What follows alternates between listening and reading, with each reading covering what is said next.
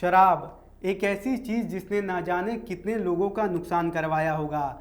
शराब कई लोग अपनी गम को भुलाने के लिए पीते हैं और कई लोग अपनी खुशी को और बढ़ाने के लिए भी पीते हैं। लेकिन मोटा मोटी शराब कोई अच्छी चीज़ नहीं है। इससे आप जितनी दूर रहें आपके लिए उतना अच्छा होगा। पर दूर रहना एक चीज़ होती है और ज़बरदस्ती दूर करवाना एक चीज़ होती है। बिहार के मुख्यमंत्री नीतीश कुमार ने 1 अप्रैल 2016 को राज्य के अंदर शराबबंदी कानून को लागू किया था, इस मंशा के साथ कि इस कानून से राज्य में शराब पीने वाले लोगों की संख्या में कमी आएगी और शराब पीकर मरने वाले लोगों में भी कमी आएगी। लेकिन ऐसा कुछ भी नहीं हुआ। बिहार के अंदर आज भी शराब बिक रही है और जहरीली शराब पीकर लोग मर भी रहे हैं।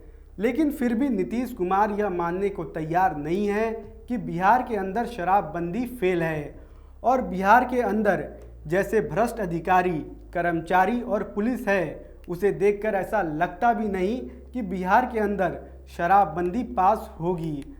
2022 में बिहार के मुख्यमंत्री नीतीश कुमार ने विधानसभा में बयान दिया था कि अगर कोई शराब पिएगा और गड़बड़ पिएगा तो वह मरेगा ही। अगर कोई शराब पीकर मर जाता है तो उसके प्रति दया नहीं रखनी चाहिए। लोगों को शराब पीने से मना करना चाहिए।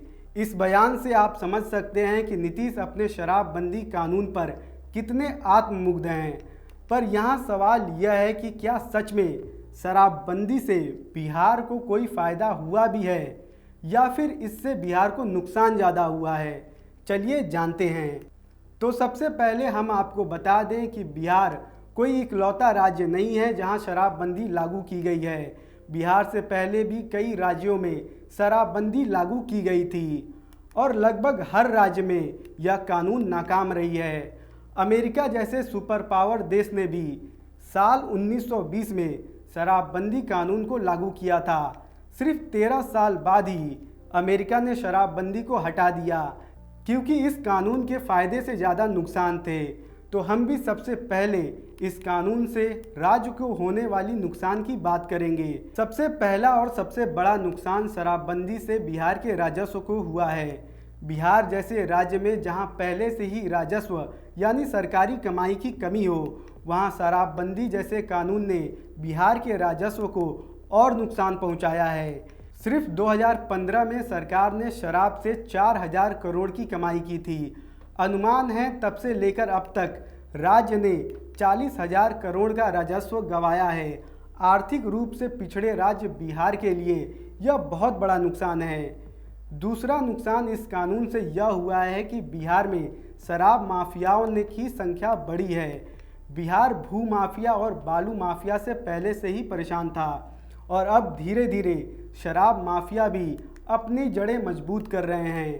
आए दिन शराब माफिया और पुलिस की मुठभेड़ होती रहती है और सबसे चिंता की बात यह है कि माफियाओं के चक्कर में छोटे छोटे बच्चे भी शराब की तस्करी कर रहे हैं, सिर्फ चंद पैसों के लिए।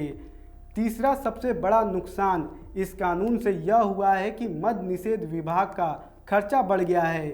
शराबबंदी लागू होने के बाद मद्य निषेध विभाग पर सरकार ने करोड़ों रुपए खर्च किए, लेकिन फिर भी शराब की तस्करी राज्य में रुकी नहीं। साथ ही इस तस्करी से 10,000 करोड़ का काला धन पैदा हो रहा है जो नेता अधिकारी सब में बंट रहा है। अब आते हैं फ़ायदे पर। तो सबसे बड़ा फ़ायदा शराबबंदी से यह हुआ कि बिहार में शराबबंदी कानून के लागू होने के बाद महिलाओं के खिलाफ पति या ससुराल के घरेलू हिंसा के मामले कम हुए।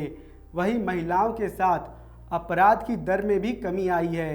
साथ ही शराब पीने के नुकसान को लेकर राज्य में जागरूकता बढ़ी है। इतना ही नहीं, सार्वजनिक जगहों पर शराब पीकर हंगामा और हुड़दंग के मामलों में कमी आई है।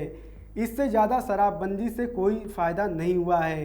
खैर, आप शराबबंदी के बारे में क्या सोचते हैं, हमें कमेंट बॉक्स में ज़रूर बताएं और ऐसी ही खबरों के लिए देखते रहें FM न्यूज़।